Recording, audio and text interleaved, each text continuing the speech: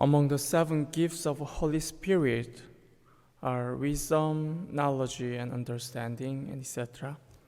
These are not just seen as human endowment, but as a divine gift that helps a person to discern the ways of God and to act on it.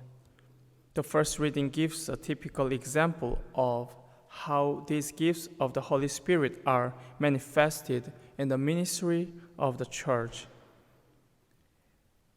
At Lystra of St. Paul was preaching when he saw a man who was crippled from birth. Seeing that the man had the faith to be cured, St. Paul said in the loud voice, "Stand up straight on your feet." And he jumped up and began to walk about. St. Paul was preaching the good news and had prepared the faith of those who were listening. And he was certainly moved by the Holy Spirit to say those words and to perform the miracle.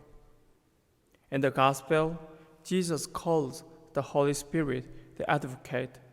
The Advocate is a person who speaks or writes in support of or defense of another person. The Holy Spirit is the Advocate that God has sent to help us and to support us in our time of need and to protect and defend us from harm and evil.